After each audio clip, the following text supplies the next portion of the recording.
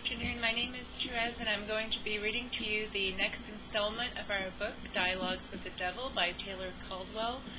What we're doing here is we are examining the conversation that took place that was recorded in Akasha between Archangel Michael and the fallen Archangel Lucifer, and the different parts of that conversation reveal a lot about what we need to know on the spiritual path, not only for ourselves, but in terms of understanding the world around us, really getting a good perspective on the core of the consciousness and psychology of evil and the core of the consciousness of good. And so one is represented by Lucifer, the other is represented by Archangel Michael. Lucifer was an archangel who fell, who served on the second ray of God's wisdom, and Michael is an archangel who is still in the heaven world and will remain there, and is the archangel of protection and faith, and one whom we can call to each time we give that fiat, Archangel Michael, help me, help me, help me. So whenever we are confronted with that energy veil, as exposed in this book, we can make that fiat, Archangel Michael, help me, help me, help me, and call for that deliverance from the evil within and the evil without. So this next letter is a letter by Lucifer addressed to Michael, and I will begin with this reading and then we'll make comments. Greetings to my brother Michael, who fears for that disgusting Melina, which I cleansed of man, and who believes that he knows my thoughts. Now, Melina was the planet at the beginning of the book that was destroyed when the inhabitants of that planet misused the science to the place where they obliterated all of life on that planet. And this, of course, was suggested to them on the astral plane by Lucifer and other ones who work with him. He says, I do not resent that Melina is once more filled with sinless animal life. Would that it remained so. What he's referring to here is that the Father, God the Father, repopulated Melina with new forms of life, animal life and elemental life, and this was a co-creative work that took place with the 6,000 souls on Melina that were able to ascend into the heaven world before or during the destruction of that planet, and the other souls, the other billions of souls, were lost. And so he says, how beautiful it is that no man lives on it yet. It is indeed a garden, fit to be inhabited by angels for their pleasure, and their leisure and tranquility. It is even fairer than before, musical with creation, sweet with innocence, without guile and without pretensions. And so here you can see in this dialogue again how much Lucifer actually hates evil and the different qualities of evil, and yet is that evil incarnate. You can also see his desire to have only angels. This is his, basically his cause célèbre that he has taken up, is to only have angels in the universe and no man, no Christ at evolution. And so again, he's bringing forth that point. He says, but if man is created again for the dominion of Melina, then I shall destroy him through the evil imaginings of his own heart. Again, we see here how Lucifer is rebelling against the word and authority of the Father, who has created man in his own image and who has given man the dominion over the planet of its inhabitation, whether it's Earth or Melina or another planet. And of course, as we mentioned earlier in our teaching here, we understand that there is life on other planets, even if this life is on other frequencies of vibration, and our scientific instruments cannot detect it or capture it at this vibration of the physical plane. There are other vibrations of the physical plane and also of the etheric plane where there is life happening, even if if we cannot see it. He says here, "You do me an injustice. It is not life I hate, but life that pretends to be like ours. In short, human life. It is that life which I detest, the life of men. Yet, considering it may be that I do not despise too greatly female human existence, for you will remember that once we looked upon the daughters of men and found them fair, and lay with them and begot sons and daughters of our own. Indeed, it is written on Terra, there were giants in the earth in those days, flesh of their mothers, essence of ours," meaning the fallen ones and the watchers. "Our Father did not forbid that conceiving and begetting. We took upon ourselves a temporary, grosser dimension, it is true, but still transcendent, and the daughters of men could not resist us, the lovely treasures." What he's talking about here is how these angels, who still had a certain lust and patin from their former enlightenment and who were on the astral plane, did come into physical embodiment and took on coats of flesh or for lower bodies, and then procreated with these daughters of men. "We took them as our wives, and they loved us and bowed before us, and they told their daughters of us, and to this day women dream of us at the sight of their husbands. Many of us welcome the spirits of our wives at heaven's gate, or at least you more fortunate of my brothers did so. Ah, women, would that our Father had created women only, and not men for them. Imagine all those magnificent planets inhabited only by female flesh, waiting for our embraces. The darling eyes and hair and breasts and thighs of women. I have always loved the female creature. Women naturally adore me, even in hell. They are my most assiduous servitors, in flesh or out of it. They bring the souls of men by the multitude to me. The true laughter in hell is the laughter of women, human or diabolic. With that delicacy they seduce. My own demons cannot spin the lies that women spin, nor invent such delicious delights, not even Lilith. The tender loves can imagine horrors that men cannot imagine, and strange and dainty cruelties, for they are the more imaginative stuff than men. The empresses of Rome, the concubines of Egypt, the Aspasias of Greece, the Borgia ladies, what elegance! Who would not have lain with them, angels or men? But the women of Terra today are drab wretches, and rare is that loveliness and inventiveness we knew of old. Rare that irresistible charm. They vie with men for any office or any condition of life. They are insistent, shrill, grim of countenance, deliberately ugly and contorted, determined that no spot shall be free of them, no employment not their own, no hallowed place unshattered by their peevish voices. It is not enough that they have the power to create beauty and poetry, to bear children, to comfort men, to throw an aura of peace and sanctity about their households. The arts with which God endowed them are now distasteful to them. They would be as men, assuming against all the laws of our Father the garb of men. They stride like males, they possess muscles. They are fierce and demanding and arrogant, beyond the ferocity, covetousness, and belligerence of their men. Some now bear arms, they who were endowed with the instinct to nurture and protect life.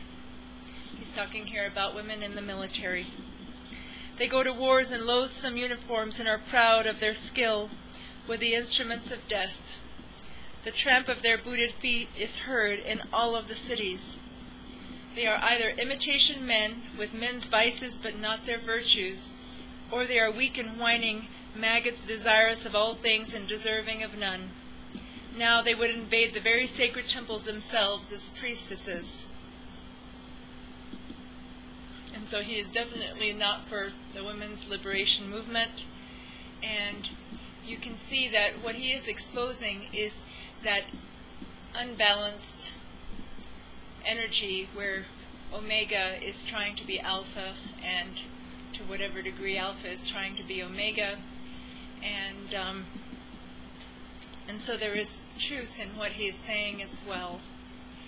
And that truth is not politically correct at this time. But you can see that he is using a truth to enforce a lie, and you can see that within this teaching that he gives and statement that he makes that he is using for a lie, there is the original divine blueprint coming forth as what is intended to be woman and femininity, and what is intended to be man and masculinity, and the complementary roles of omega to alpha and alpha to omega.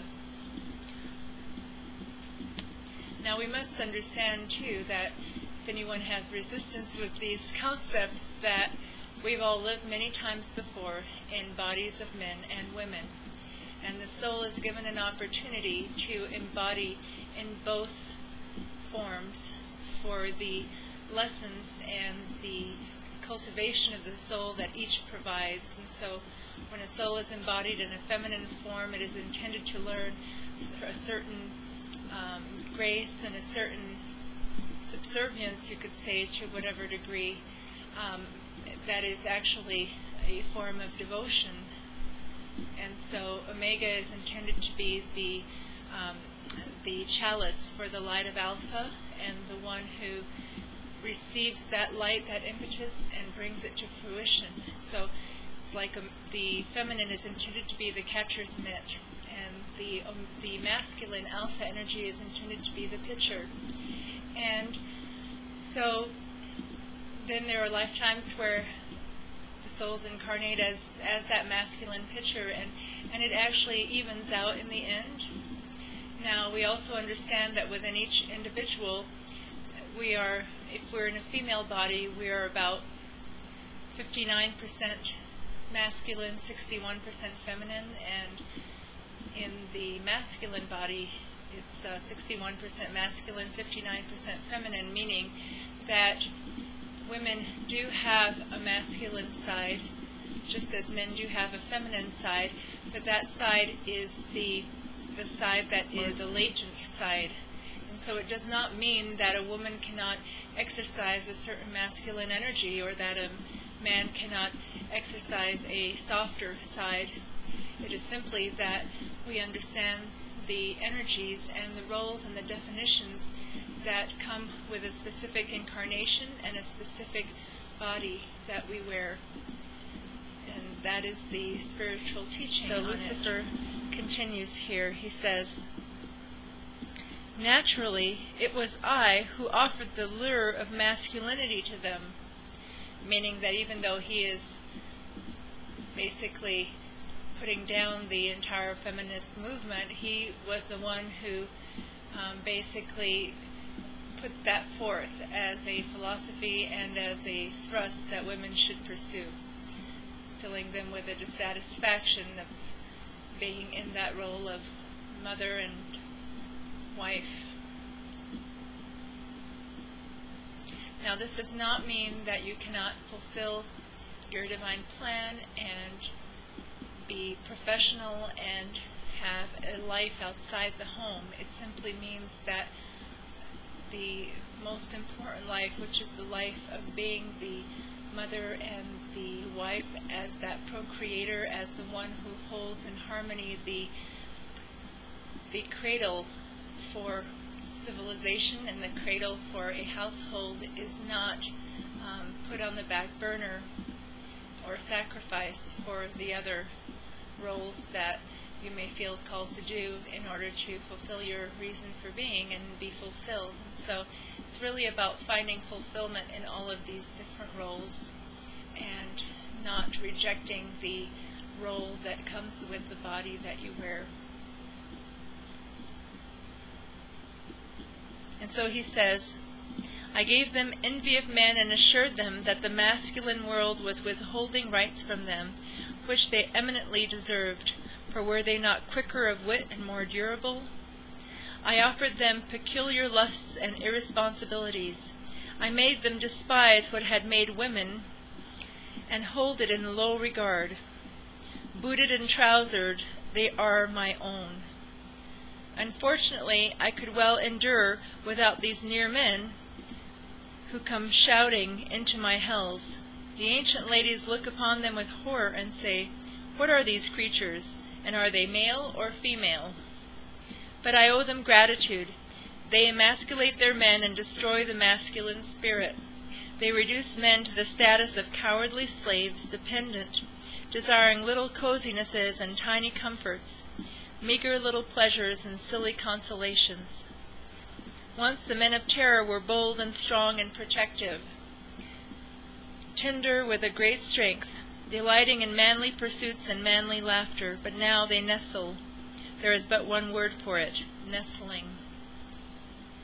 They do not guard their houses with the might of their arms as once they did. No, they brush the hearths and bend over cradles, not to amuse infants or to tease them happily, but to remove excreta and pour milk into their mewling mouths. They wash pots and smooth beds, and, merciful God, they are companions to their wives. They are no guardians, they are children themselves, afraid of their own honest sweat, for fear of offending the nostrils of women and even other men. Their pursuits are feminine, and women have driven them into the designing of garments for their female bodies, or other monstrous occupations. And women have turned men from them unto other men, for pleasures once designed for only between the sexes, and for the procreation of children. And women have turned men from them unto other men, for pleasures once designed for only between the sexes, and for the procreation of children. It is true that I invented those pleasures, but had men remained men, they would not have been tempted by them, and had women remained women, their men could not have seduced other men. Yet it is true that the old Egyptian and Grecian and Roman men turned to their fellows, but only after their women became dominant, their mothers seductive, their daughters manly.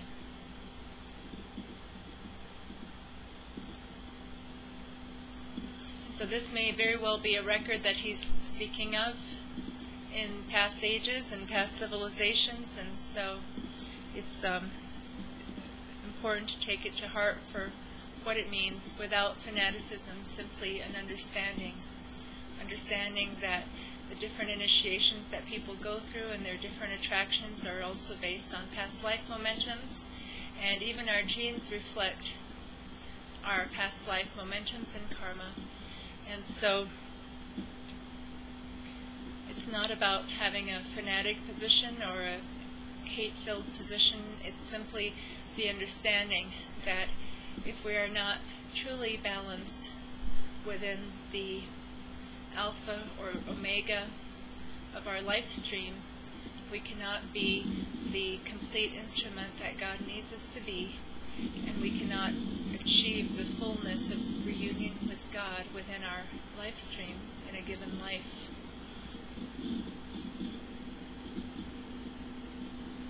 He says, I have transformed Terra into a hell where women are no longer cherished or deeply desired, but are feared and exploited in self-defense.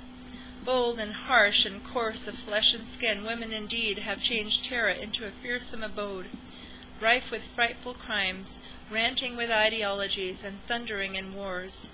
After all, men have to have some respite from their women, do they not? Craven wretches, I find it in my heart at times to pity them. The women of Terra will destroy civilization as they destroyed it in ancient countries, for nations cannot survive depravity and the reversal of the sexes. Perhaps the Holocaust I desire for Terra, and surely it will come soon, is not necessary after all.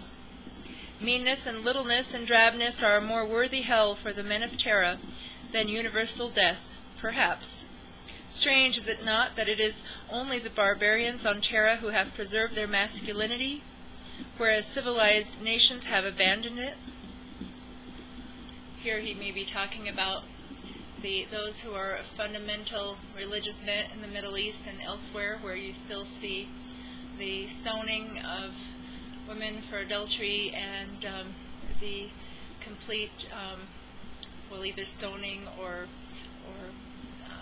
hate crimes on homosexuality and all of those things that we see in those nations, where there is a barbarianism in terms of the social ways of dispensing law and justice, and at the same time they have retained a certain amount of wanting that purity of man and that purity of woman. And so it's when you talk to people from those cultures and civilizations, you can get a better sense sometimes of what is the kernel of good within that system.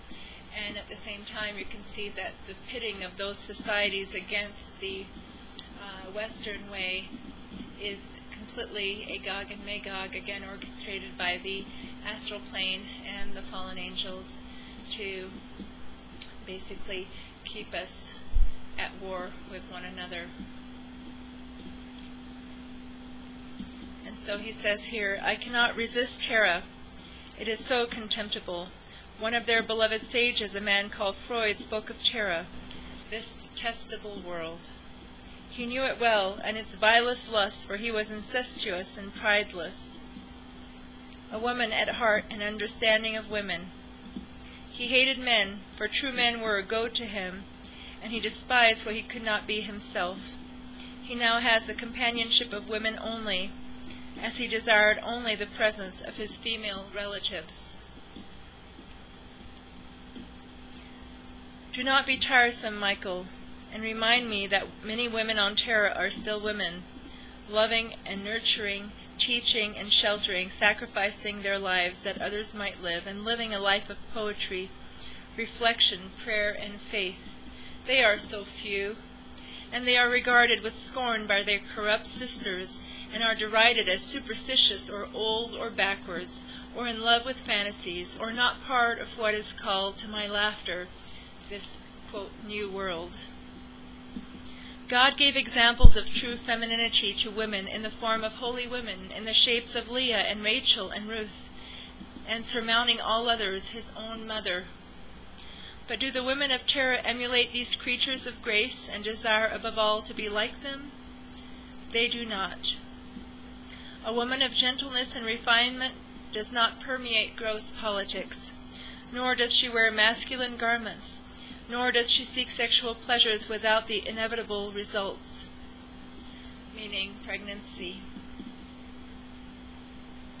She is no toy or a marching friend to men, a destroyer of her sons, a destructive and contentious force with her daughters, a shouter in the marketplace, a contender among males, a heaver at manly games, a muscular monstrosity who is neither male nor female.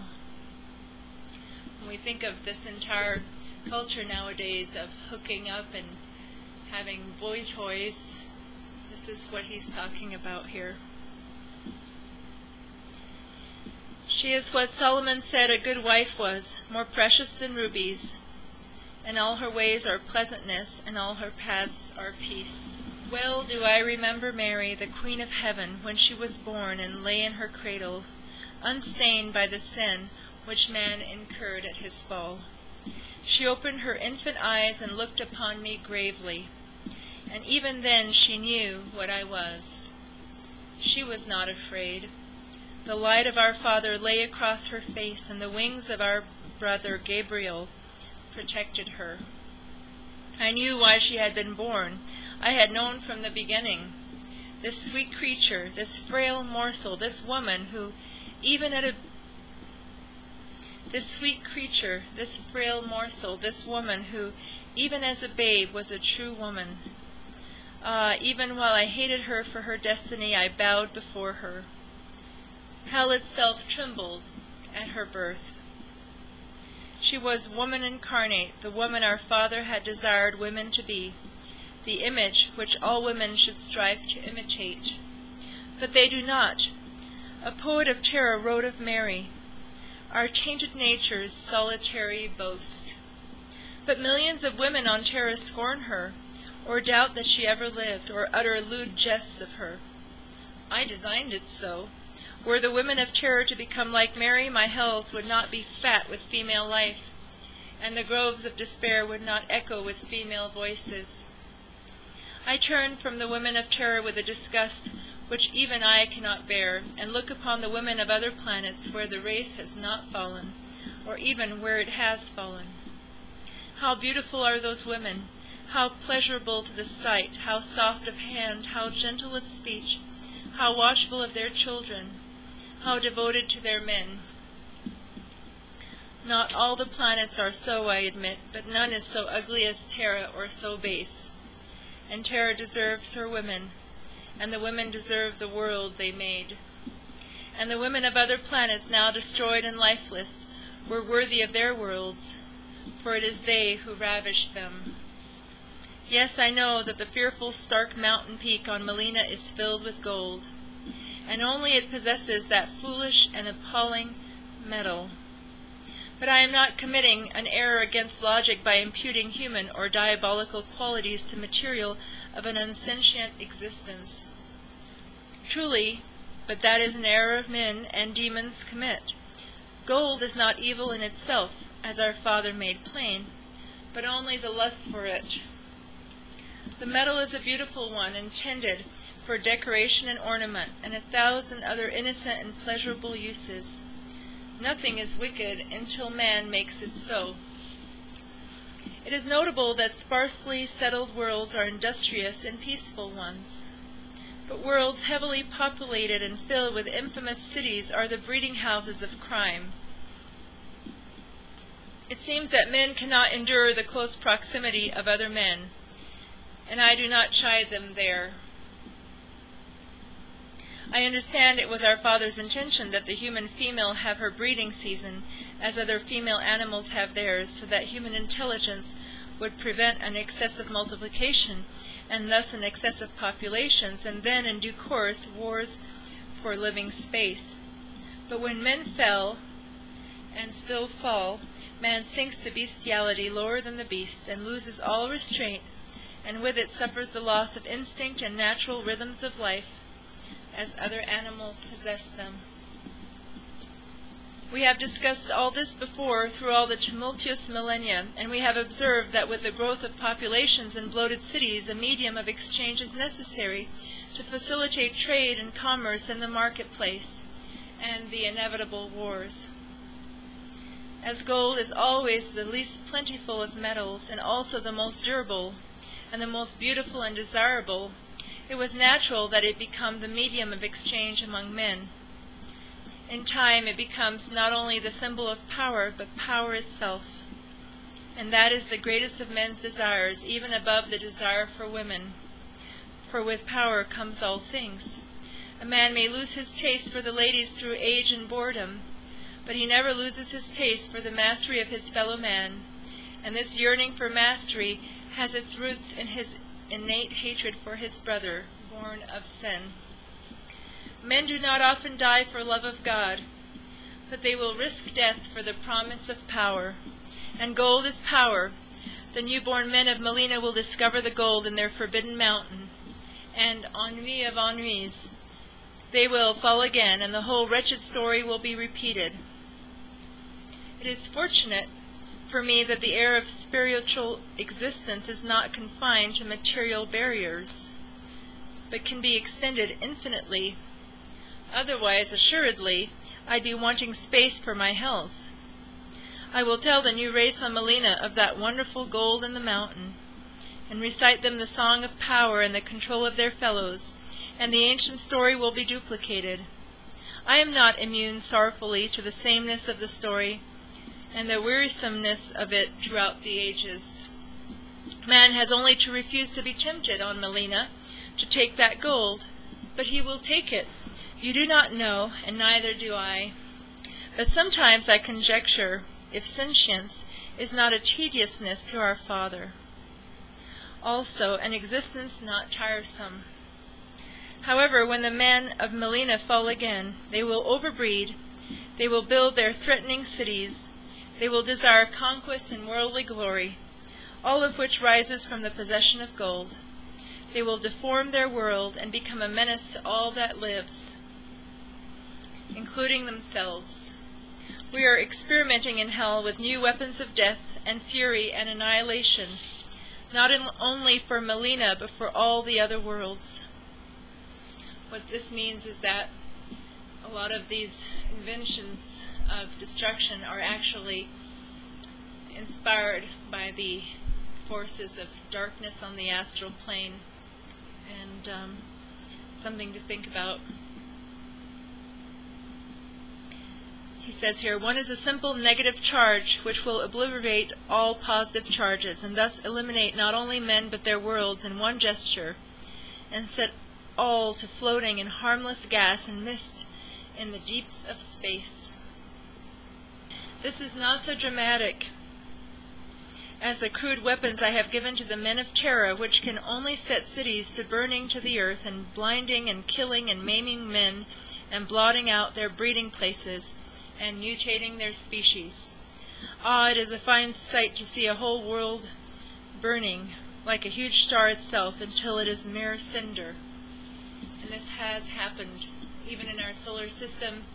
The planet that is known in esoteric circles as Maldek, which is now the asteroid belt between Mars and Jupiter, is a planet that blew itself up through the misuse of science and nuclear energy, and a lot of the souls did go into the levels of hell, and many went through the second death, and there were those who did reincarnate on Earth because they had a certain level of spiritual attainment and were given that opportunity to incarnate on Earth and bring with them that ancient soul awareness of this planet. And so these are the Maldekians, individuals who at the soul level once lived on that planet. Remember what Mark Twain said, truth is stranger than fiction.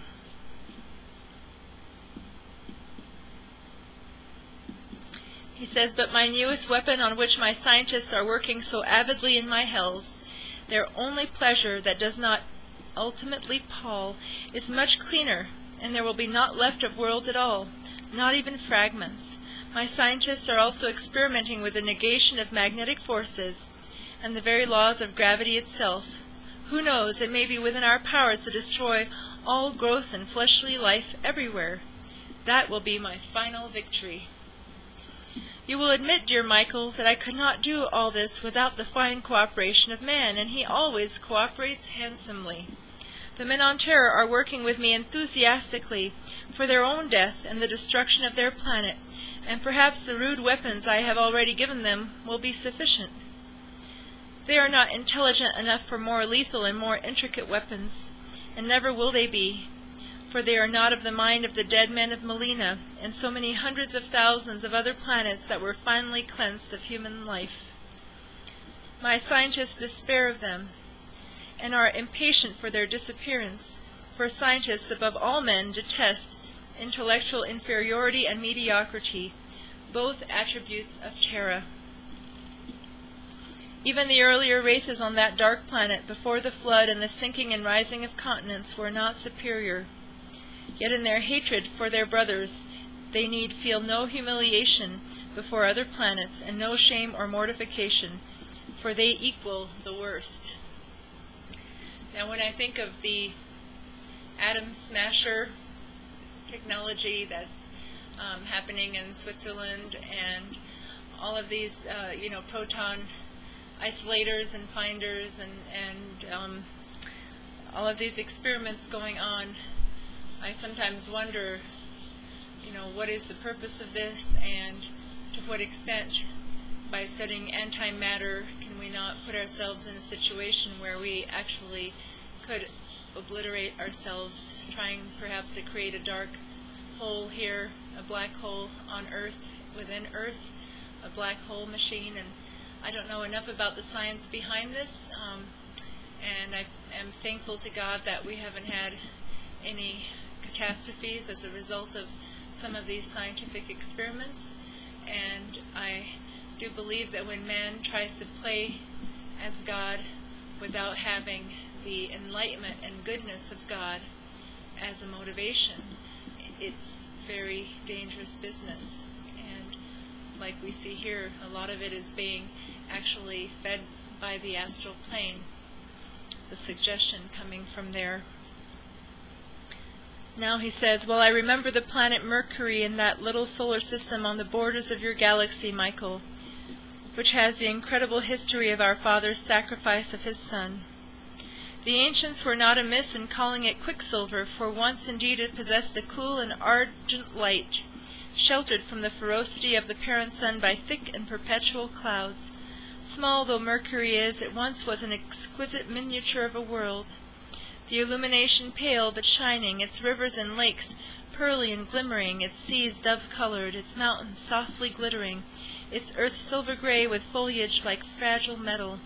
The clouds that shielded Mercury were the color of dim opals, streaked with rapid and tremulous fire, and the hours of total darkness were short because of the fast rotation of the planet. The race of men created by our Father to inhabit that world were as nimble and graceful as their world, and full of merriment. They built little cities and cultivated their earth and lived in innocent delight, and created miraculous songs in all of the arts in profusion. It did not take me long to plot and consummate their fall and destruction. I told their scientists what they already suspected, that the source of their life was in the hidden sun, and I described other worlds to them, sunlit and vigorous and teeming, and possessed of far more color than Mercury, that silvery little world. They needed only to invent a formula to dissipate their eternal clouds, I told them, and they too would become a symphony of brilliant hues and tints and shades, hot and splendid and vivifying. Above all, I told them of the majesty of the sun itself, against which their pale eyes would not be proof unless protected. And scientists are always eager. Now we know from the teachings of the Ascended Masters and esoteric traditions that there was indeed life on Mercury. And so what we see here too is this similarity with the lie that the serpent gave to Eve in the garden. You shall not surely die if you do this. We see over and over again in these temptations of scientists, whether it's here on Mercury or on Terra or Melina or wherever it's happening, this continuous mantra, you shall not surely die. And so people tend to go with that, right?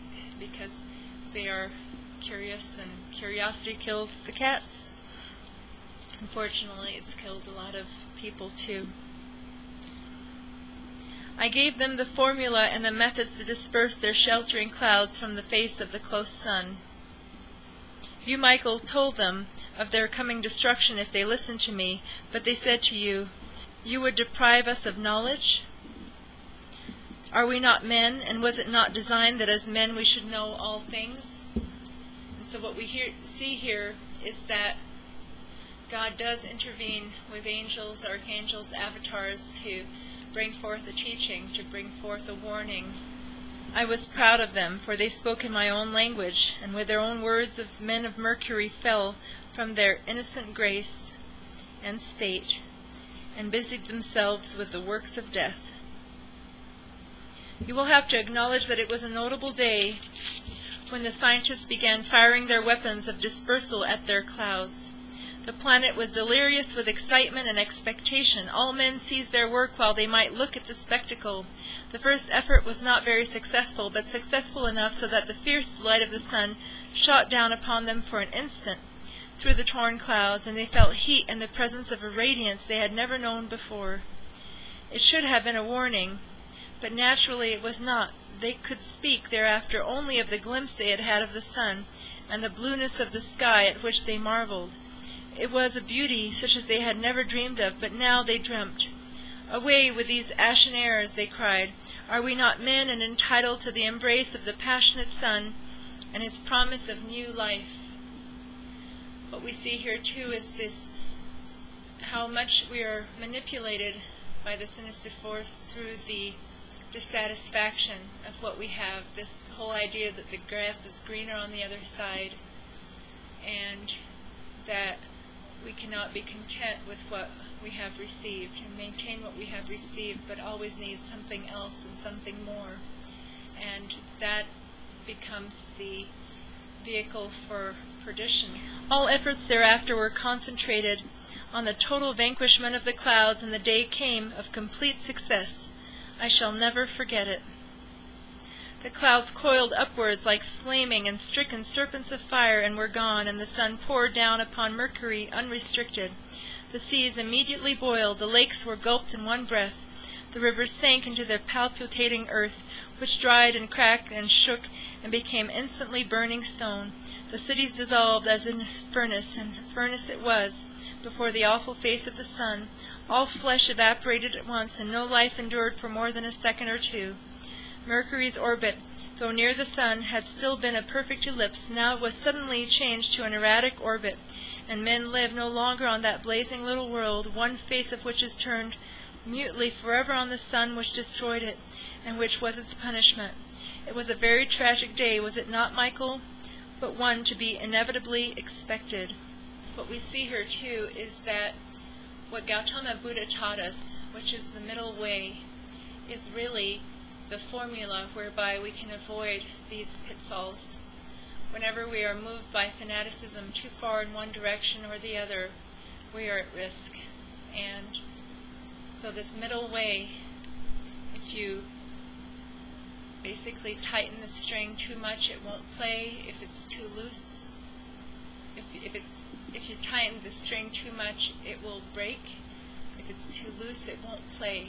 The middle way is what we need to be looking for. And if there had been a little less eagerness and fanaticism and self-righteousness, and a little more of that middle way, and also the waiting upon the Lord for the inspiration, the waiting upon Christ and the Brotherhood of Light and their warning or teaching, this could have been avoided. Now we see this as a story about a planet in our solar system. We can see it as something that could befall Earth. We can also see this as applicable to our personal life and the different initiations and wants and desires and fanaticisms that we may have. No sooner had Mercury become a dead world than out of the darkness moved Venus, out of the far void in which waited other children of the sun for their own experiment in living and their inexorable death. Venus was so fair a planet, much larger than little Mercury, and when the sun shone on her coldness she came to life like a dreamer stirring on the couch. Her dull seas became cerulean and warm, her valleys quickened, her lakes sparkled like laughing eyes. Ice fell from her breast, to remain only on her towering mountain heights. Our Father stretched out his hand, and at once Venus seethed with life of endless variety, pink and golden forests, purple steeps rushing diamond-like cataracts, blue hills, green and yellow grain, fields whispering in balmy winds. Then came the animals of many colors and forms and shapes, vehement with strength and vividness, and with 1,000 voices. Our Father could not refrain. He created man on Venus, as you know, and you visited the first men and gave them, as always, the warning against me, and you called them your brothers, and they knelt before you for your blessing. Unfortunate Michael, you smiled upon the aureate heads of the men of Venus, and you looked into their tawny eyes, and you delighted in the sight of their gilded flesh, and you rejoiced in the comeliness of the race. Tall they were as gods, almost as beautiful as the angels, and our Father had endowed them with great intelligence, even in their newborn state. That was a supreme offense to me. Now we know from the teachings of the Ascended Masters and other esoteric teachings that have come forth that there are still inhabitants on Venus. There is still life on Venus. It is at the etheric plane. There is actually a golden age on Venus going on at the etheric plane. And we also know that physical life was destroyed there, and that life was then moved into a different octave, a different frequency, the etheric plane. And what took place on Venus does not have to happen on Earth. We can basically have a golden age consciousness and civilization anchored here in the physical plane. And that is the ultimate will and divine intent of the Father for Earth, to have that life as a golden age in the physical, and not simply a New Jerusalem in the heaven world, but to have that New Jerusalem descending in the physical plane. You had told the men of Venus of the vices of concupiscence, and that they must breed only in the ordained seasons, lest their world be overrun and their cities become great hungry mouths of unsatisfied hunger. But again our Father gave them the gift of free will. The pleasures of sensuality were permitted only for 2 weeks every year, and at no other time. They knew the commandment, and for 200 years they kept it, in spite of Damon and Lilith and all their promises of unrestrained rapture. Then the younger generations questioned with vexation, why should this ecstasy be permitted us only for a brief few days every year, when it is obvious our women are capable of much more, not to speak of ourselves? Why should we be denied? Are we not men, and must we turn our faces from our wives and sleep like brothers beside them, until it pleases? Whom? Whom are we to please? Oh, our fathers tell us of the commandment, but we have not heard it ourselves, nor have we seen this, Michael, and we have no knowledge of God, but what our fathers have written in their busy books, and what they have preached to us in the little golden temples.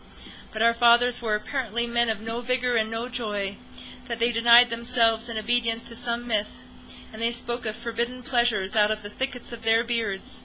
There is no zest in them, no love for experimentation and delight. They withhold themselves from their wives, and in obedience to what and to whom? Is our race so despicable, then, that we need to limit our numbers? Surely that is defiance of life itself, and we are lovers of life and not haters. Let us fill the world with our beautiful kind. They say that if we indulge ourselves in our nature, and why should not that nature be indulged, we shall surely grow old and feeble and die, and our world will die with us. What he's talking about here, and what the teaching is behind this, is simply that the sexual energies are the energies of the sacred fire, which is also the life force at the base of the Kundalini, and the excessive use of those energies do precipitate the aging process and do precipitate ultimately the death of the physical body. And so the energies of the youth, which are also can be highly charged sexually, it's because of that sacred fire. And that is why there is such a push from the force of darkness to have the youth engage in all kinds of sexual practices and experimentation and the exchange of those energies as early as possible, because that is where the light and the life force is greatest. And those who have more spiritual energy tend to have a stronger sexual drive, and we have to simply understand that this the word sex means sacred energies exchanged, and so what we are talking about here are sacred energies. It's the life force, and it's the energy of creation, procreation, and when it is overused, it leads to a depletion of that energy within the body temple, and ultimately does result in the aging process. We can see oftentimes in pictures, for example, of women who have engaged in a lot of pornography or prostitution, or simply even those within the entertainment industry and movies and rock music industry and so forth, where there's been a lot of that kind of, let's just say, call it Las Vegas activities. What happens in Vegas stays in Vegas. But what you see is there is a rapid aging on their faces and in their bodies and in their life force. And even though you can try to fix it with Botox and all of these different forms of injections and youth-enhancing treatments, ultimately the light and the spark of the eye and the buoyancy of the light in the aura has been ravished and consumed. And so it's something to keep in mind. It's simply something to keep in mind. And this is what the teaching here is about. They say that if we indulge ourselves in our nature, and why should we not indulge in that nature, we shall surely grow old and feeble and die, and our world will die with us. What nonsense! What childishness! Mere pleasure could not bring such calamities upon us, For were we not born of pleasure ourselves, though only a seasonable pleasure? Let our fathers reveal this, Michael, to us, and let us hear his voice in the speaking of that alleged commandment, and let us look upon that God of whom they talk endlessly. This is also why in the spiritual movements over time, celibacy was encouraged, and was either celibacy or marriage, and this is the teaching behind it.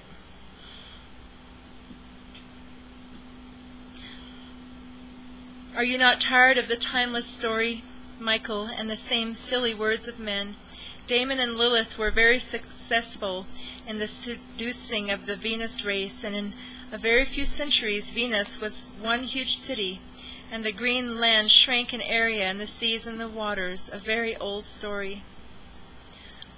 Wars became more terrible as men fought for places to live, and breathe air not polluted by the breath of their fellows, and hatred replaced all love, even the love of women, and of the gold which they, of course, soon found under my tutelage.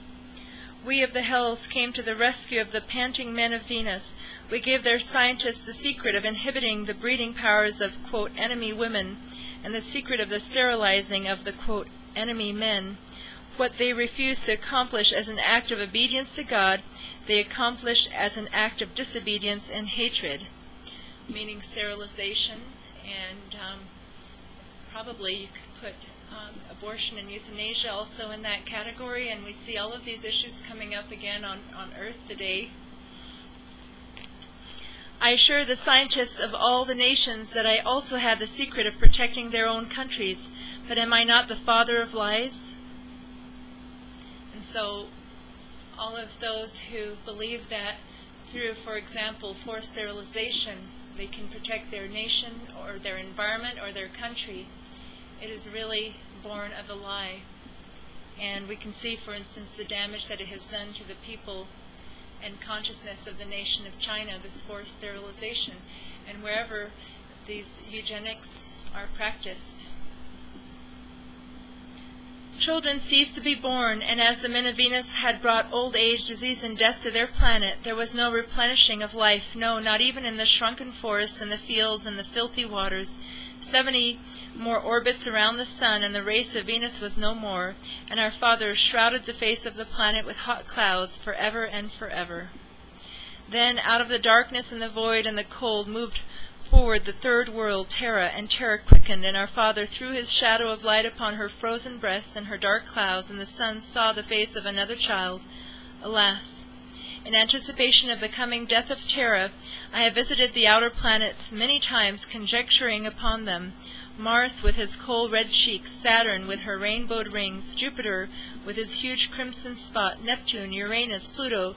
They do not live as yet. Are they awaiting the hour when Terra's orbit will be empty, and they may move forward into their new places, while Mercury and Venus fall into the sun? Or will he indeed, as he promised, come again to Terra? He has said that not even the archangels know that day, and perhaps he has now repented his word and will not keep it.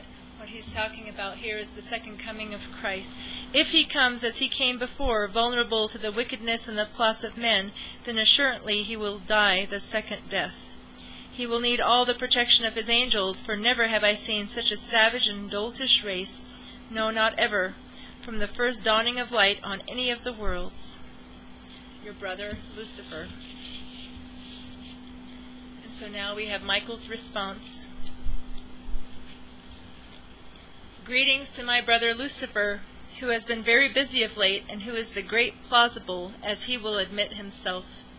It is quite true, unfortunately, what it is you say of the women of Terra, but indeed not all.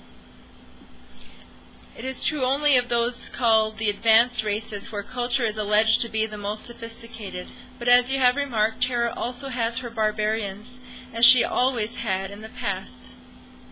I know that you are quite capable of loosing the barbarians upon the part of Terra, which the people designate as the, quote, West, meaning sending forth, for example, the fundamental Islamic movement into the West to kill the infidels or rid the earth of the infidels.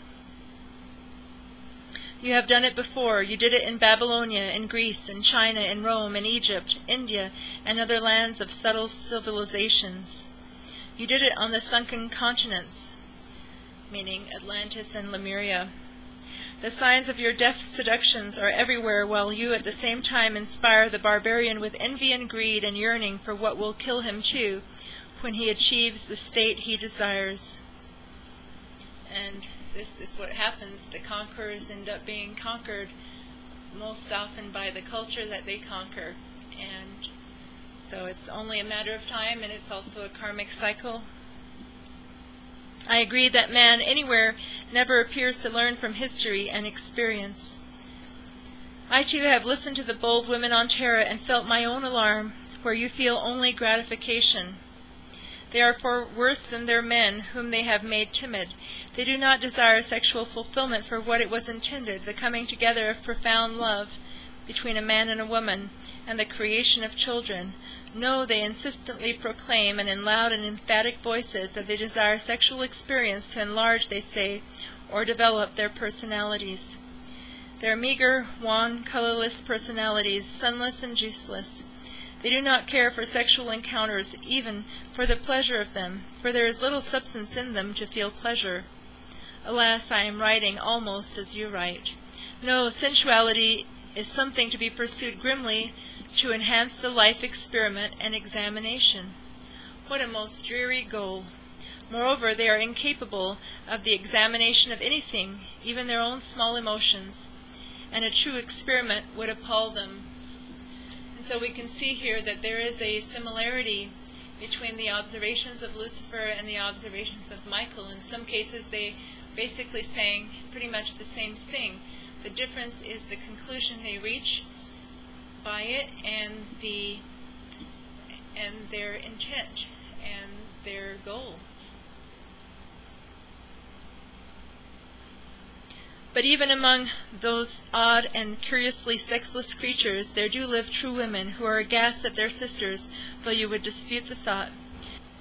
You dismiss virtue as negligible and of no consequence. On the other hand, the vice on Terra seems to me to be particularly pallid and of no originality. Perhaps therein lies the real danger for Terra. Her vice creates apathy or aimless violence. Even the sturdy and unimaginative Romans had more liveliness than the present races, and Greece surpassed them all. Still, there are a multitude of good women in Terra, in hidden places of prayer, in the hospitals and in the harsh cities. They do not scream for, quote, the full and meaningful and gracious life, as their life. They do not scream for the full and meaningful and gracious life as their less intelligent sisters do, for they know that the business of living on that sad little world is in the main sheer drudgery and weary days, with few episodes of bliss and few prolonged excitements. Life, they acknowledge to themselves, is composed of constant little burdens and anxieties and toil and grief and monotonously vanquished hope. They find meaning in their faith, in the carrying of their daily lot, in their service and their love. And they discover graciousness in the wayside flower, or in the first rays of the sun on cold brick or stone. They are the true and gentle adventurers who make of Terra a frequently tolerable planet even for their abandoned and ugly sisters. The merciful love of Mary hovers over such women, for she knows their intrepid character in the face of humdrum living and depressing events. They do their duty, and that is in their crown, as faith is their glory. They pray for the peace of simple days, while their trousered sisters stride the streets and bellow. Even the most depraved of Roman women had some beauty, but these do not. Alas, again, I appear to be echoing your own words. Yes, I well remember your seduction of Mercury and Venus and what transpired upon them. Those were days of grief to us, and I suspect days of grief to you. They were so lovely, far more lovely than Terra, but man and you together destroyed them. In the hours as we count them, and not as men's eons, they will fall into the sun and be consumed. Meaning that ultimately all of the planets become assumed by their sun center, and then ultimately sun centers become assumed by the galaxy, and it's a process that takes place over eons of time. I have heard men on Terra jeer at the conspiratorial theory of history, yet all their history has been conspiracy between you and them. This is really important to understand as we see all of these exposings and talks of conspiracy, that all of this is a conspiracy between the astral and the physical plane. No matter where the evil comes from, it's a conspiracy. And whether it is government-led or shadow government-led or terrorist-led, wherever it comes from, it is actually originating on the astral plane, and the modus operandi of the astral plane is Gog and Magog, which is basically splitting camps into two and then having one battle the other on two extreme sides. What other history could there be? Events do not fall upon men. Men create them through their governments and their politicians. Terror does not descend upon them from the skies out of nothing. They plot it themselves. Are not wars always conspired in secret and loosed upon the people with noble slogans, so that they will agree to fight and die and not complain? Like we're fighting for freedom and a new civilization of freedom in Iraq, and looking for weapons of mass destruction. So we are freedom fighters there. We are freedom fighters in Afghanistan and so forth. Now, it doesn't mean that there aren't legitimate actions of bringing forth freedom to the people there, but that is not the motive of the war. Otherwise, there would be many other places that are even in more dire need of freedom that we would be engaged in first.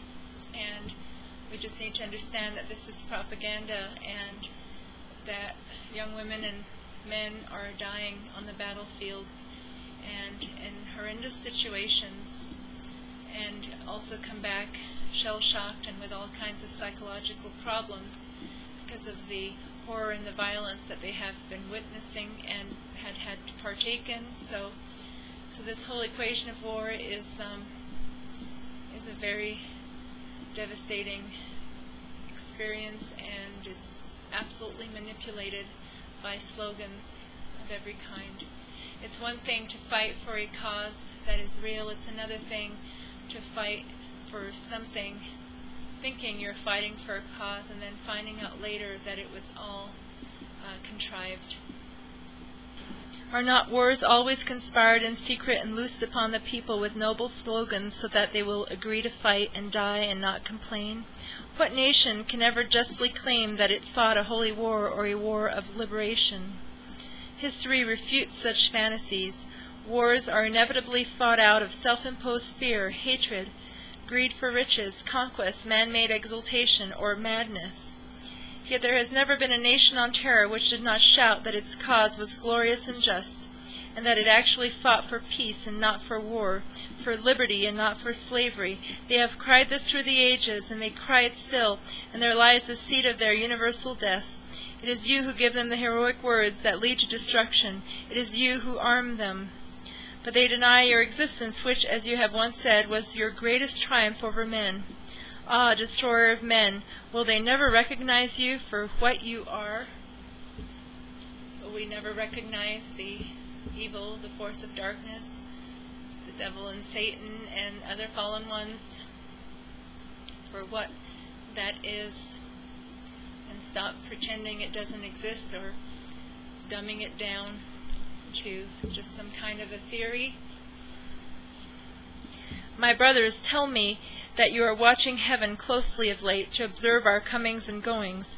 What is it that you fear, or what is it that arouses your curiosity, much more intense than usual? I, too, once saw your shadow fall on the shining battlements of heaven, and I pondered. Forgive the analogy, but you appear as a great snuffing dog at a shut door who suspects and dimly snarls and wonders. I know what it is that you fear, and you know that I know. I know what it is that you fear, and you know that I know, and you would have me betray some secret in an unguarded moment. If there is some secret, Lucifer, I shall not tell you, nor could I, for not even the archangels know. But I will write of other things, and one is the most sorrowful. I have seen your final triumph on Lencia, that mighty and spectacular planet for which I once had such hopes. The race was particularly intelligent and graceful and inclined to peace. In truth, Lencia had had only one war in her long history, and the very thought of it inspired execrations. Her cities were white and clean, for her universal climate was warm. Beneath the benign rays of Betelgeuse, brightest star in the constellation of Orion, though variable, blazing more fiercely at times than at others, and multiple, his light is golden scarlet and vivid and fructifying. His kiss can be fierce as well as gentle, and so our Father created special clouds for those occasions in order to protect the 40 daughters of that sun and their multitude of moons. And Lencia was the largest of those daughters, unfortunate planet, dying child of her father. From the beginning, even after their fall, the men of Lencia were sincerely concerned with the welfare of their fellows, and this is the reason that Lencia had only one war. As the race was intellectual, though clouded by you, her artists and scientists and architects and engineers designed the most elegant cities I have ever seen, free of filth and pollution. They tinted the yellow and crimson and violet countryside with meticulous care, not only for its fruit but to preserve its beauty. Their great pointed mountains flamed with the light of the sun like torches held to heaven, and they were the color of bright blood. The seas appeared to be of liquid nacre, fugitive and soft color, and her rivers were brilliant purple. Though the earth was mined for its metals and its oils and its minerals, no scars were permitted to remain, but were screened by lavender trees with huge sprays of feathers, in which grew globed fruits of gold and ivory. There were no evil spots of gloom or misery or ugliness or decay on Lencia, for the men were industrious and had pride and were revolted by any slight hideousness. All must be harmonious, serene, pleasant to the eye and to the ear, the touch and the taste. The centuries came and departed on Lencia's long orbit about her father, and children were born only when desired, for the men of Lencia were prudent and disciplined themselves. It was hard to believe that Lencia had in her far past fallen, for all was so beautiful and melodious, and men were involved in each other. That was your opportunity. Out of calm you created fury. Out of order you created chaos. Yes, it is true that you can do these things only with the anxious and eager participation of man, but still I grieve. When Lencia fell, her sisters were forbidden to visit her, and she was alone among her family, for fallen she could corrupt them. Still, it took you many centuries to fulfill your wrath against that great and delightful planet.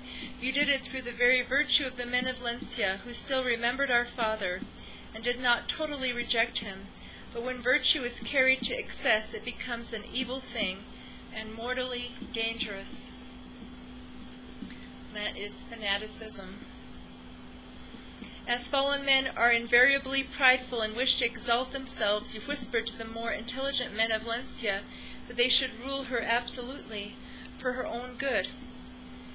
It was they who should design her destiny and control all other men.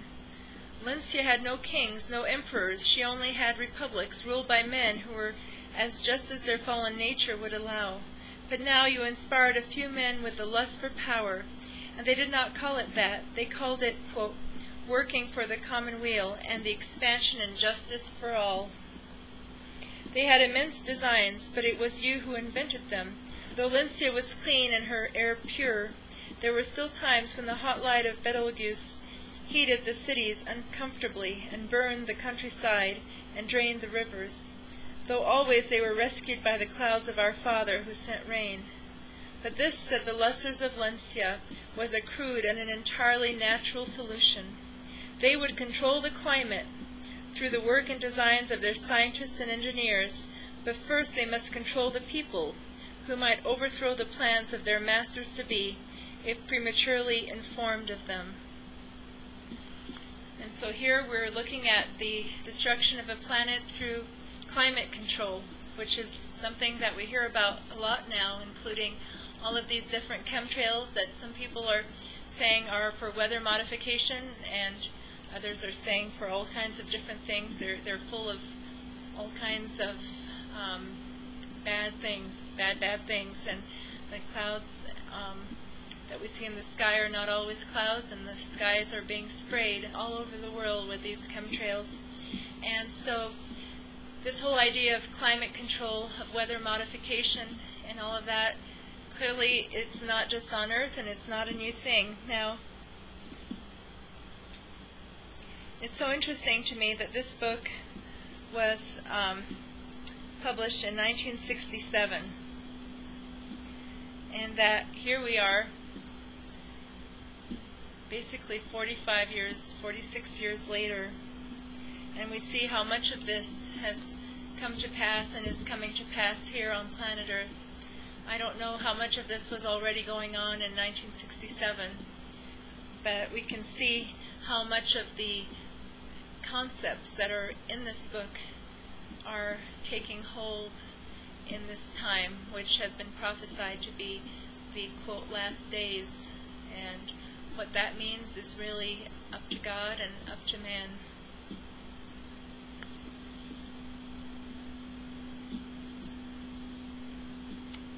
The people of Lencia had always been free. They assumed freedom to be a normal state of affairs and were never troubled at any dream of loss.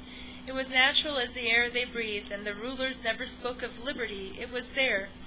But men of pride came to hate liberty for all, and you told them it was unnatural that their lesser fellows should enjoy what they enjoyed, and with such complacency.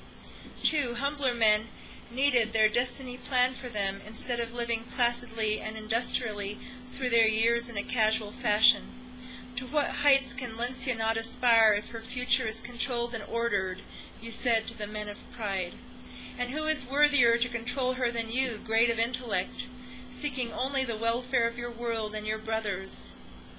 How they will honor you and bow before you, calling you saviors and heroes and benefactors, and rejoicing in your thrones. And so here enticing men to become overlords with a fallen definition of being benefactors. Fallen men love thrones. It is their ecstasy. Pomp and circumstance are their ultimate desires. Power is their dream. So they conspire together with you. Certainly they had rejected the idea of your existence, but you were the more potent for that. You aroused no suspicion. You gave the lessers of Lencia a slogan for the enslavement of their planet, the Great Destiny. What men are not thrilled at the thought of a unique destiny? The people listened. When the lessers came together, the people were notified that mighty schemes were in the process of discussion, and hints were given of incomparable events. The people were excited and not in the least afraid. Though unseen by them, I walked among them, whispering warnings. This is Archangel Michael whispering warnings. When I think of these slogans, I think of the slogan of the Obama campaign, yes we can. Yes we can. What? Nothing has really changed.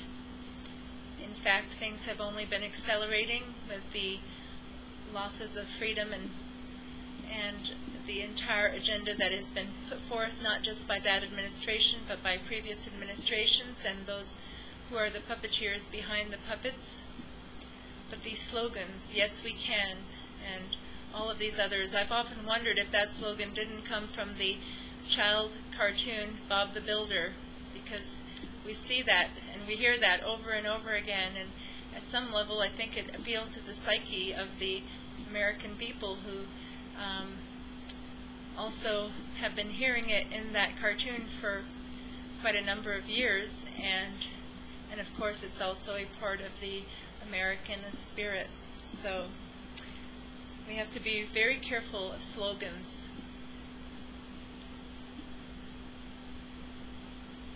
Very few became uneasy, and even those lacked the words to express their unease, for they knew nothing but the climate of freedom. I told them in the dimly anxious midnight that vile, not good events were about to transpire, and that they should shout the alarm and voice their mistrust, but they lacked the words, and you were careful that they should not hear them at all. The first act of the destroyers of Lencia was to design and bring to actuality a method to free the cities from the vagaries of nature. The 5 billion inhabitants nodded wisely, though never before they had considered nature their enemy. But it was their benefactors who had spoken, had they not? And did they not know more than the man in the street? We have to really look at people who sit in the seat of authority, whether in church or in state, people that basically we would yield to and hand over our conscience, hand over our freedom. And what it has to do with is it appeals to the child part of our nature at the subconscious level, who is looking for mommy and daddy to look after us and to take care of us. And so there is the part of us that doesn't want to be responsible and to become that adult, that loving adult, but wants others to be the adult for us. And so people who have that thirst for power and who sit in these seats of authority, basically in compliance with the sinister force and in collaboration with the astral plane, manipulate and ultimately take over and dumb down the children of God from their rightful inheritance and their rightful destiny.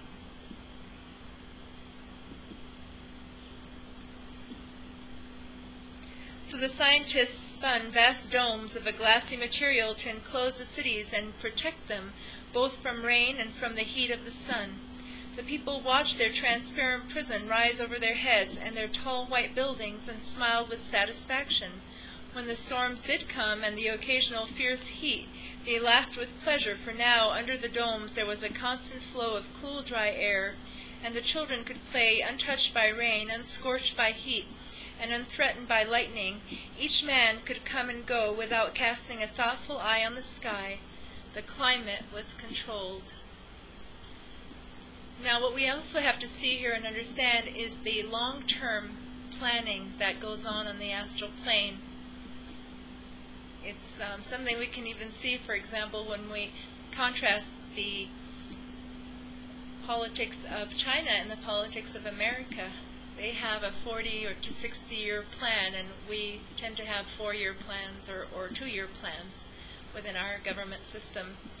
Now, what you see here on the astral plane is that some of these long-range plans for planetary destruction can be hundreds of years long or longer, maybe thousands of years long.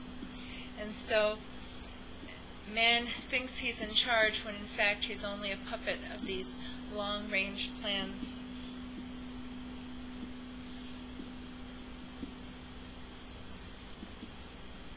Only those who tilled the land and tended the animals lived outside those domes, and as they were not many, the men of Lencia having invented machines which almost worked the land by themselves. The destroyers did not fear the few beyond the cities. They knew that men of the earth are by nature unsuspecting and peaceful, and not easily dismayed or aroused.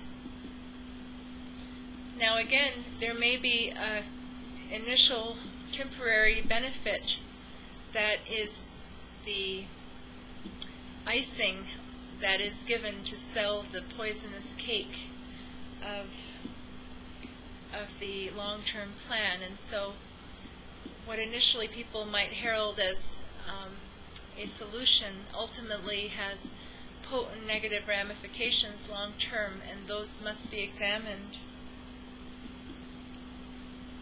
Next, to protect the people from disease, said the destroyers, they must never again leave the cities for the countryside, which teemed with, quote, deathly bacteria. How much do we see this nowadays? Deathly bacteria, deathly germs, germs that antibiotics cannot kill. The need for specific seeds that only Monsanto can give forth. The danger of organic seeds, etc., etc., etc.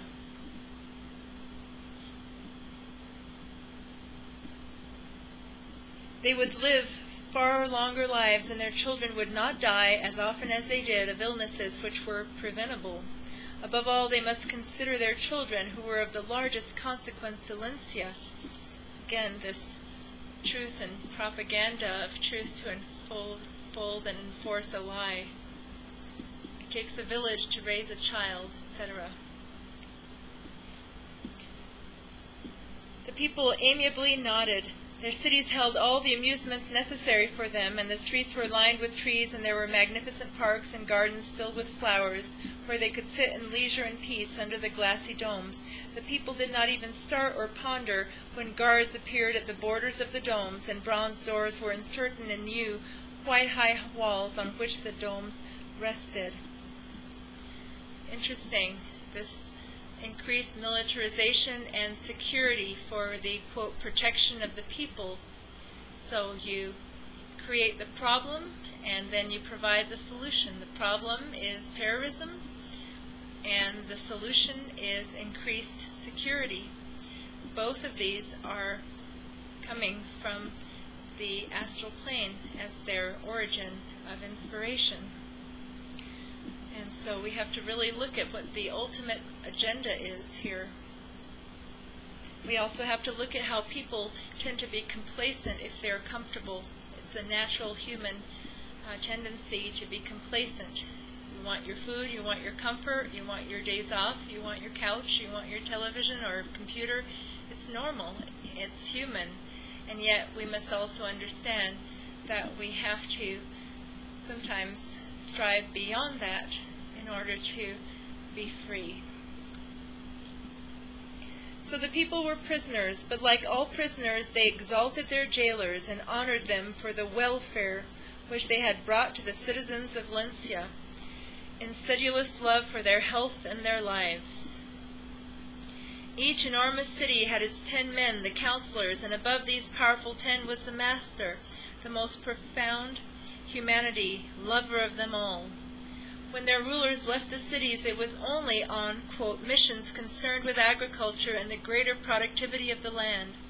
The people did not know that their jailers had beautiful palaces in the quiet countryside, where they gathered together to plot further against the innocent and to enjoy themselves in the free air and to indulge themselves in new strange vices which you demonstrated to them.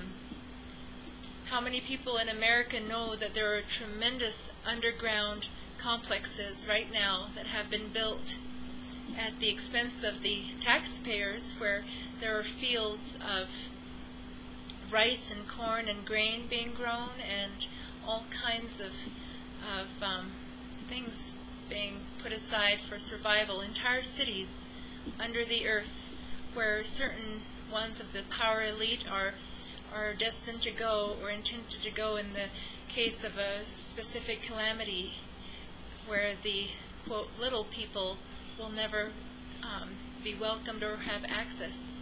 And so we see this also in America today, and we also see it in the many elite and privileged cities and complexes and mansions and places where certain ones gather and where others are not able to come or film or report on. And so this is not, there's nothing really new here under the sun, we could say. We must be aware and hear what the message is and what these records in Akasha are telling us, and how that is relevant for what is going on today, and how the light bearers must wake up and take their dominion as light bearers. And the only way to do this is with that oneness with the Father, because the one thing that the light bearers have that the fallen ones do not have is that oneness with the Father and the light descending from their mighty iron presence. And so this is their salvation. This is the wild card that can throw all of these plots and plans and machinations from the sinister force aside, because God is greater, and one with God is a majority, and we have to always remember that. A Christed one with God, is a majority, and speaks for the majority, and turns the tables of the money changers. and the money changers don't even know what hit them was the judgment of God, the Father, of whom they may not even believe.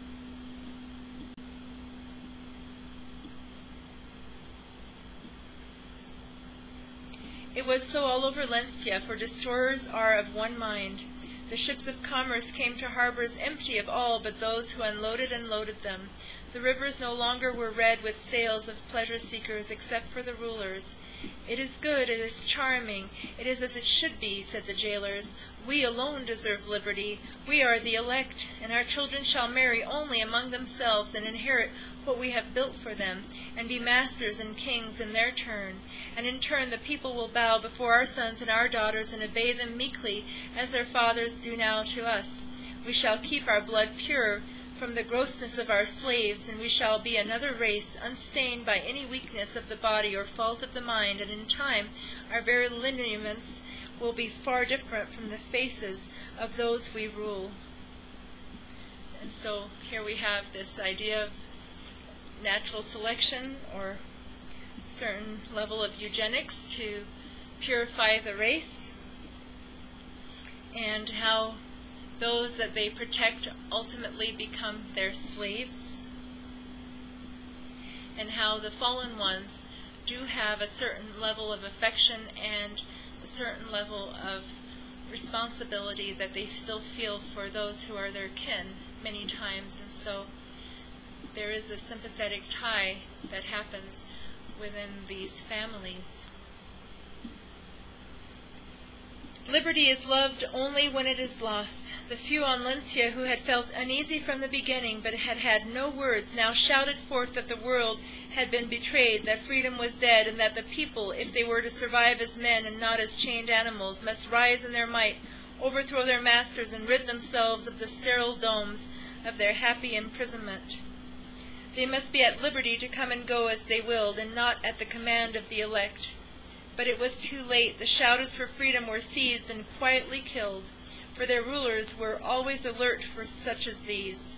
Their names were given in infamy to the people. They would withhold Lencia's great destiny from her.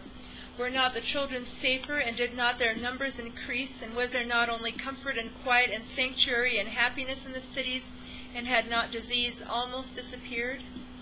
Did any pant in the heat or fear the storms any longer? "It is true," said the people, "the shouters were our enemies. Only their families mourned them, but in fear they did not speak." How much this reminds me of what has happened in China with those who speak out for freedom in China, and how there is this whole culture of communism that says that it is for the people, and that the people are safe and protected, and that anyone who speaks against this is actually an agitator and must be seized and quietly killed and their organs sold.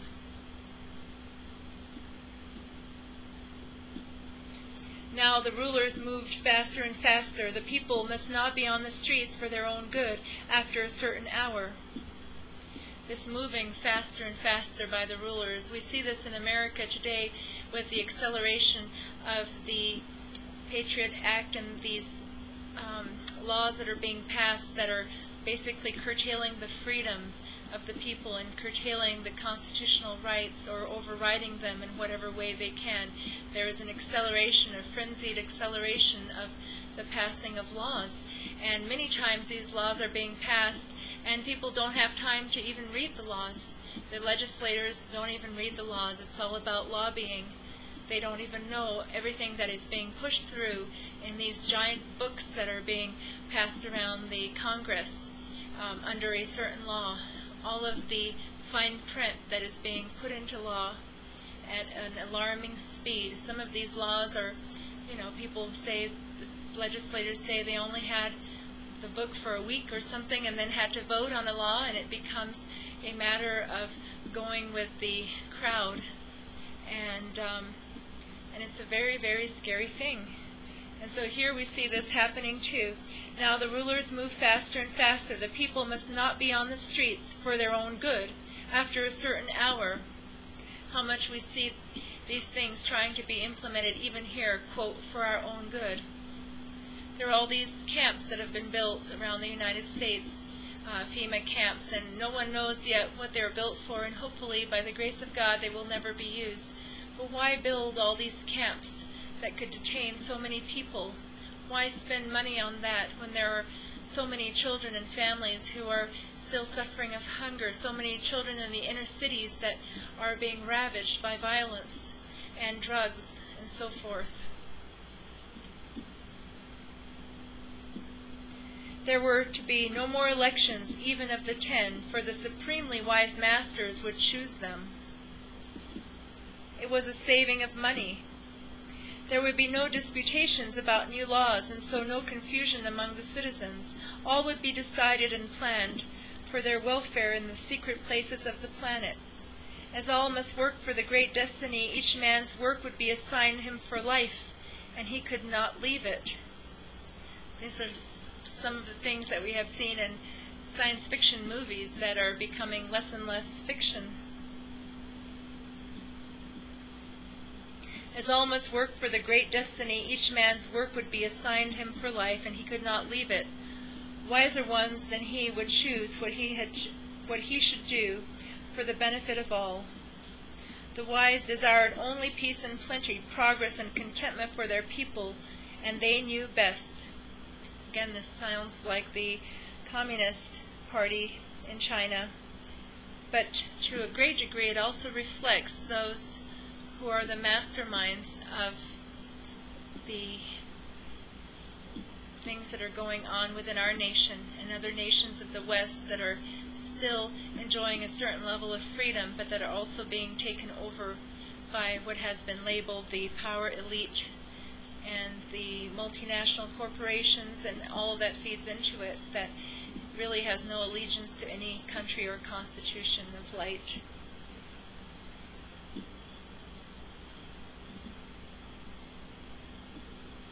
There would be councils where the mates of men and women would be chosen for them, quote, for genetic reasons to improve the race. In China, the one-child policy to improve the country forced abortions on women who are pregnant with a second child or more. Horrible, horrible things going on in the name of patriotism. Marriage would not be permitted without the sanction of the rulers, and the number of children would be decided for each family. The people were a little uncertain about this and whispered among themselves. They did not know that it was the rulers' intention to permit only the naturally docile and meek and less intelligent among the masses to breed, so that their own positions and the positions of their children would be forever secured. It needed only a quarter and a century for slavery to be entirely imposed on Lencia. Though I walked among the people in various guises and exhorted them, they were numb and staring at the finality of their fate, which they had brought upon themselves with your conspiracy. You told them that they were truly free, for nothing menaced them, and that their future had been designed for them, and they need have no uncertainties or doubts. They had only to accept their great destiny with full hearts of gratitude, to enjoy long lives of happiness and work and occasional pleasure. Did not the masters love them? 2 centuries went by, and it was as the masters had planned. Their own children did not resemble the children of the people any longer, for their mating had been carefully arranged by their parents to enhance desirable qualities of beauty, strength, and intelligence and health. They did not speak the language of the people. In fact, they saw the people only when passing in their closed vehicles to their beauteous estates outside the walls, and they regarded them as animals born only to serve them, which was quite true. And the quality of the people of Lencia declined, and their natures became more simple and brutish. And they had little need of any education, and they died earlier than their masters, for they had been bred out of weakness, so that not too many of them would be born or survive. The masters had decided on the desirable number of people that Lencia should maintain. The people were safe. Dutifully, almost silently, they obeyed, and never knew the sweetness of rain or the excitement of storm, and never left their home cities, and did not know of the rest of the world, which was as enslaved as themselves. They labored and enjoyed little of the fruits of their labor. They knew no art. Their entombed cities were antiseptic, and so they never caught the fragrance of winds or felt the heat of the fructifying sun. They were well-kept and comfortable beasts of burden, and that was their punishment. Liberty is the law of God, but it had been heinously violated. But you were not satisfied. You thought of wars between the masters, but they were too content with their lives. You even thought of inspiring rage among the people, but they were too enslaved. What you could not do in 3 centuries was done for you out of the very outraged heart of nature herself. The people of the planet numbered some 5 billion. The children of the elect and the scientists and artists and professional men who served them numbered less than 2 million.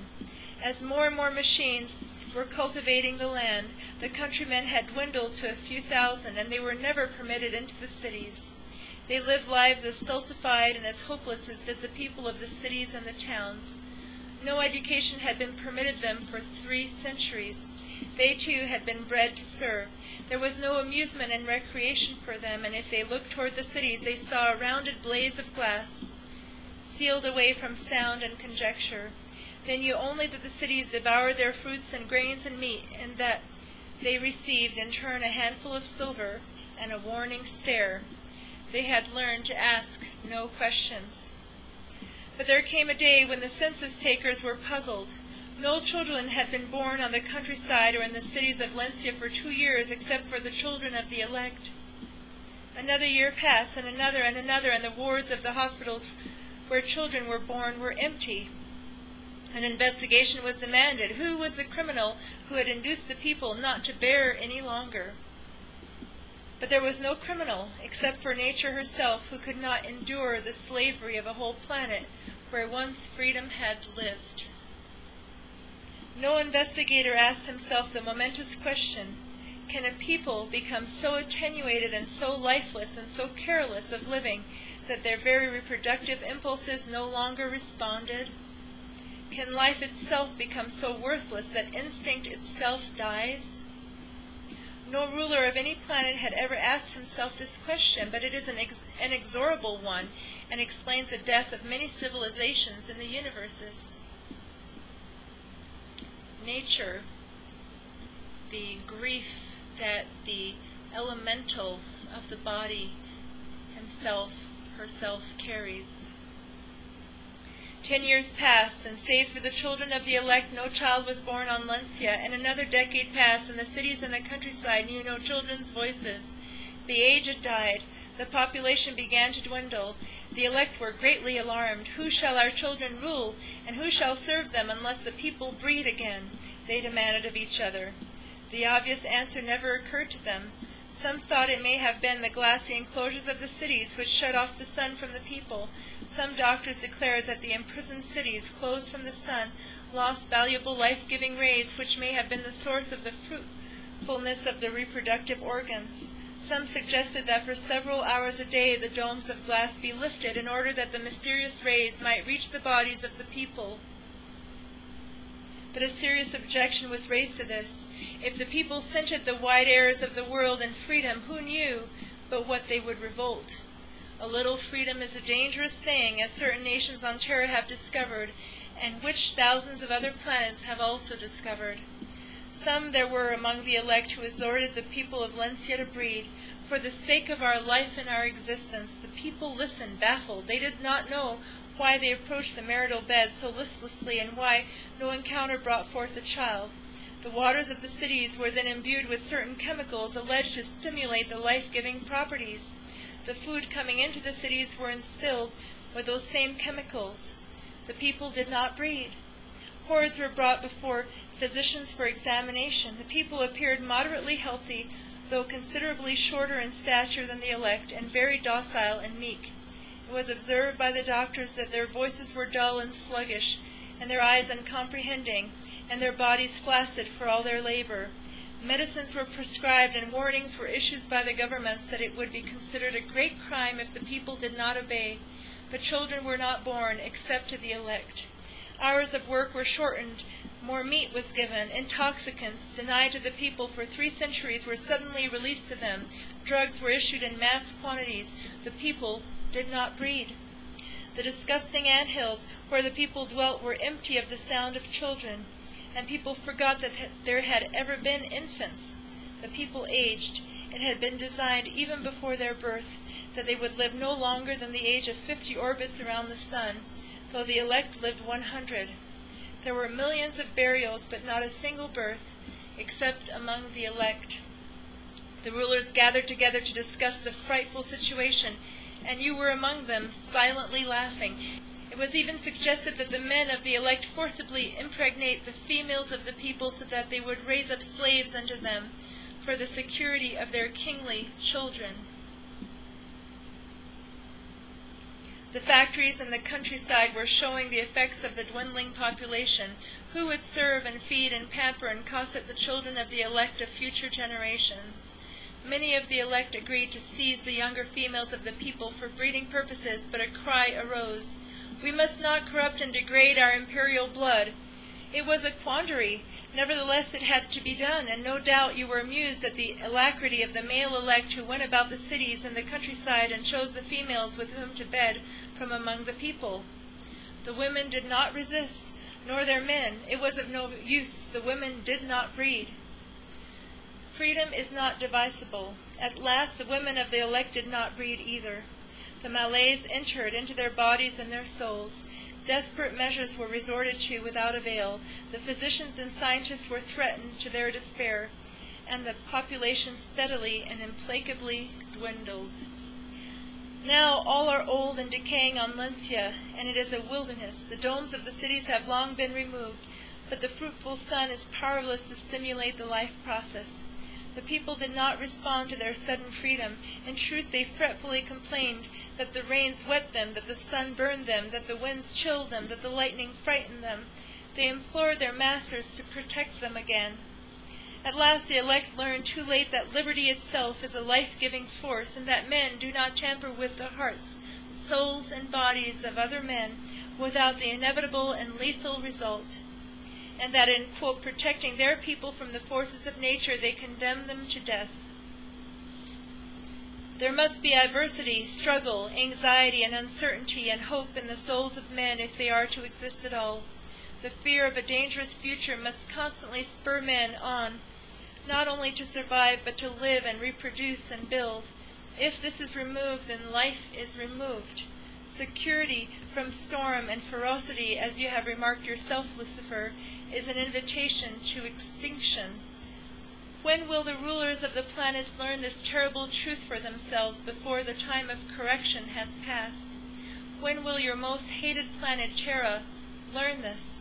Once men are treated as children, deprived of competition and insecurity, and are guarded, they die. It is the law of life. The 39 sisters of Lencia have studied this phenomenon from afar, and they have pledged each other that freedom will never be restricted from among them. They watch the dying sister planet. Sighing, they await the day when no life but purely animal will exist there, and then they will take the planet for their own and remember the lesson they have learned. Or will they? Will they make a hell of their worlds, as so many multitudes have done before them? Alas for Lencia, if her death will be a warning to all others, then she has not died in vain. But men, as you have observed only too truly before, rarely learn from experience and history. Rejoice, if you will, at the end of Lencia the Beautiful, but I doubt that you rejoice. Your brother, Michael. Because Lucifer is incapable of rejoicing, and he knows that karmically and in every way, every fall becomes his own further fall, tearing him away from his original true love of the Father. This concludes our reading for today on the book. God bless you, and thank you for joining us. We look forward to our next installment soon.